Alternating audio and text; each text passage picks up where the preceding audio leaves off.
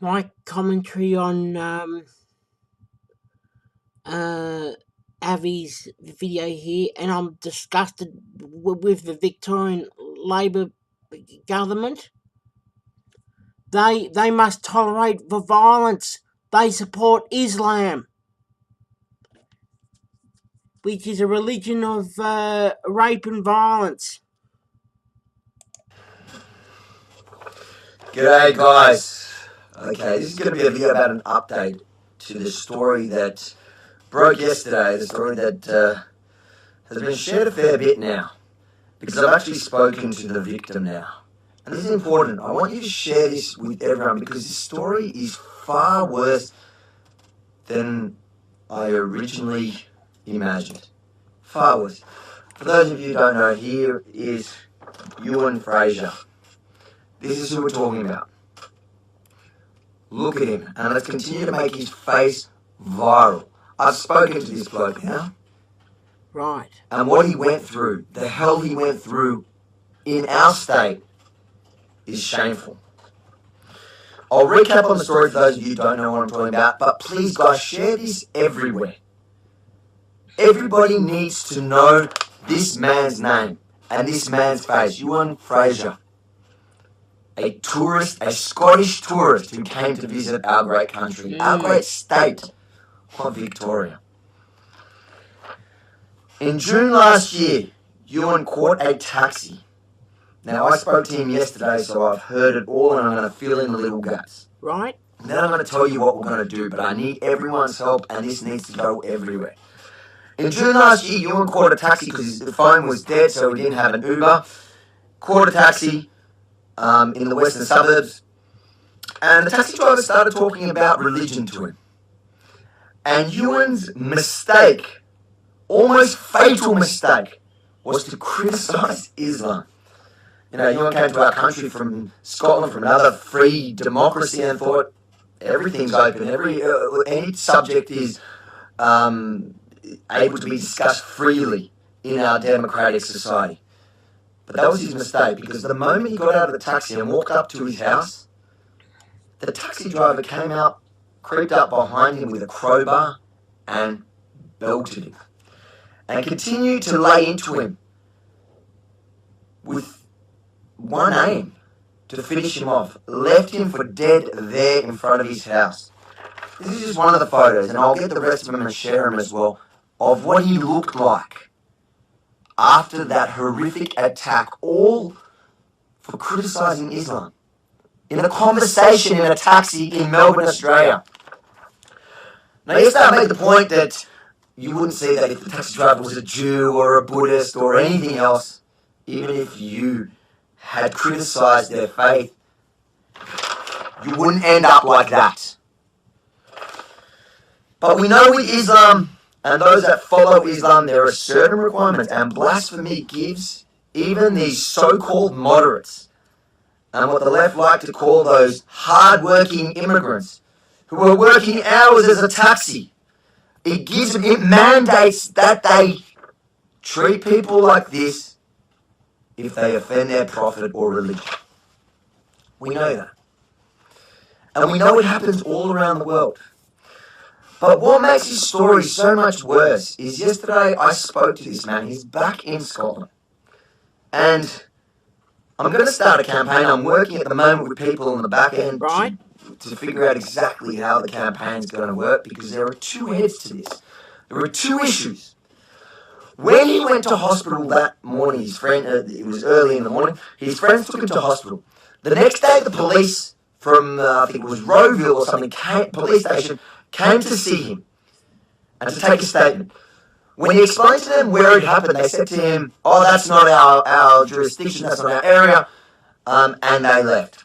Now, it took him a week, 1 week to recover. 1 week to recover in hospital from these wounds. Okay, he still hasn't recovered. I've spoken to him yesterday. This happened in June last year. I spoke to him yesterday, and he's still not recovered from the psychological wounds.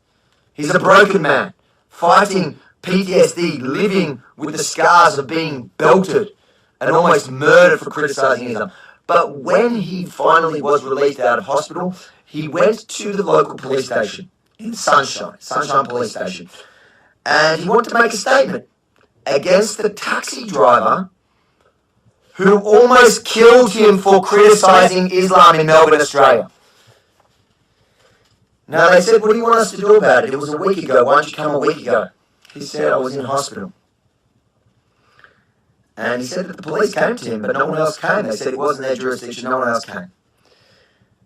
Now they took a statement, and he went to the neighbours, he went back and spoke to his neighbours and said, has anyone taken any statements from you guys as witnesses, as they usually do in such a violent and horrific case? No.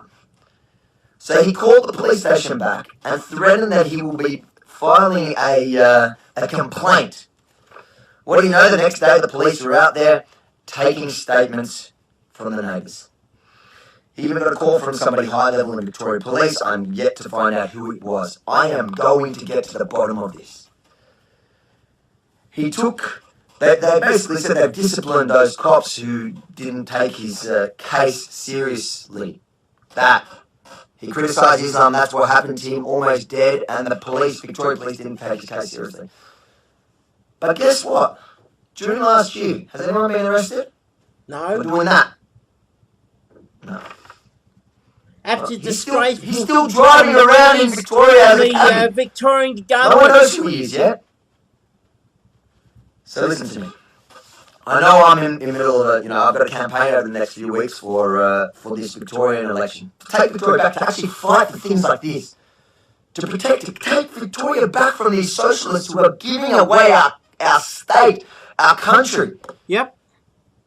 Look at that Sharia enforced on our streets and nobody blinks an eye. The police are too scared to deal with it because it is uncomfortable. It is not politically correct to chase down a cabbie who is out to kill people if they criticise Islam. So currently I'm campaigning for the election here, Southern Metro area.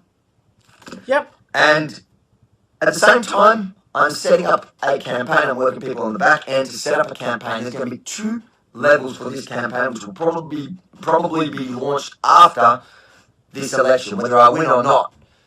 If I win, it'll only bring this story to Parliament. And I hope but there's 2 things we need to take care of here. One is this poor fella, Ewan, struggling with PTSD because what he did was he came to visit our great state, jumped in a taxi and criticised Islam.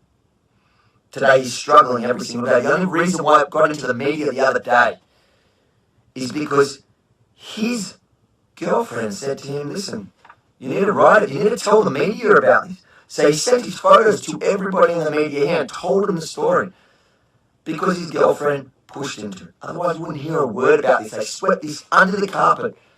No uncharged taxi driver still taking people today. You know what he said to me? He said to me, Avi, I'm just grateful that it was me. I'm struggling. Right. It's hard for me. Every single day, he goes, my girlfriend tells me, I wake up with night tremors, screaming. He goes, but I'm just glad it was me and not, some young girl. What could happen to her? She could have been raped, killed, Good on him for being like that, but as a community, we're going to get behind it. And we're going to start a campaign for it. And we're going to support him because we're going to show him that Australia's not like that. And Australia will never become like that. Not on our watch. So there will be a campaign. I will start a campaign for him. But I will also start a campaign, and I already have spoken to people in the taxi industry today to track down this cabbie. We're going to find him, we're going to confront him, and we're going to confront the police for not following it up. So share his story, share his face, share his name, Ewan Fraser. This should become a household story. Because if it doesn't, this is our future. Anyone that wants to help me in the campaign now for the elections, get in touch with either ALA or through my Facebook page. But it's very hard for me to keep up with the messages. So please, if it's got to do with the campaign for Victoria, which yes, we will be fighting for you, and people like him to ensure this doesn't happen again. Please get in touch with the ALA guys on the ALA page or through the ALA website. Or in whichever capacity, guys, if you want to financially, if you can manpower over the next few weeks, we're up against the big boys. This is a big fight. Now, after the campaign, win or lose, we're going to need help on this campaign. So share this around. Get people involved. Yep, I agree with Avi and Daniel Andrews.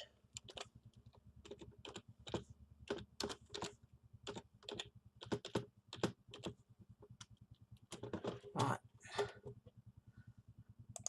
That's what this dirtbag Labor the Victorian Labor Premier, he supports Islam, he supports violence. He's a total dirtbag. I'm out of here.